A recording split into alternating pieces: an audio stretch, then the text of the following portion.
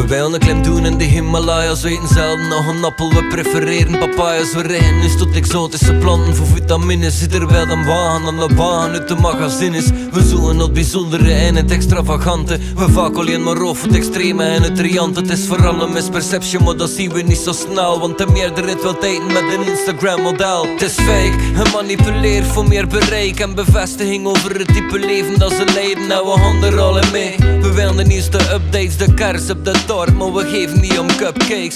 We genieten niet van potjesbon, we surfen naar het diepe. We verkiezen vaker lust boven de liefde. En we zien dus massa's winnen van de pracht en de omgeving, omdat we nooit content zijn en ons zou wel iets meer vinden. We zien niet en dan in een wonderleen.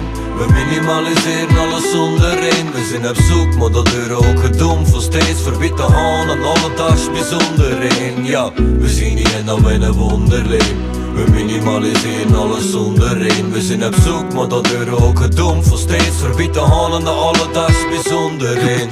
Geluk zit in de kleine dingen. En op een moment dat zit thuis het alleen zin. Geluk zit in de kleine dingen. En op een moment dat zit thuis het alleen zin. Geluk zit in de kleine dingen. En op een moment dat zit thuis het alleen zin.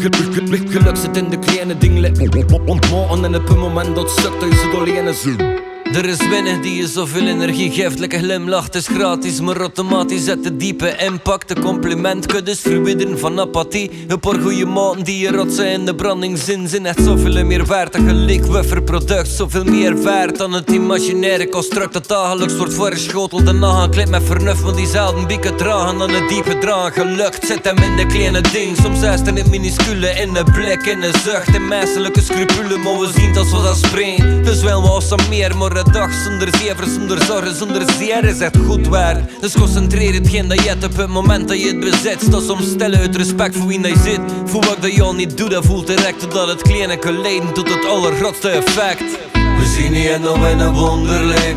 We minimaliseren alles zonder één. We zijn op zoek, maar dat deur ook gedoemd voor steeds verbied te gaan en alledags bijzonder één. Ja, we zien niet en dan in een wonderleen. We minimaliseren alles zonder één. We zijn op zoek, maar dat deur ook gedoemd voor steeds verbied te gaan en alledags bijzonder één. Geluk zit in de kleine dingen. En op een moment dat zit thuis het alleen zin. Geluk zit in de kleine dingen. En op een moment dat zit thuis het alleen zin. Geluk zit in de kleine dingen. En op een moment dat zit thuis het alleen zin. Geluk zit in de kleine dingen. En op een moment dat zit thuis het alleen zin.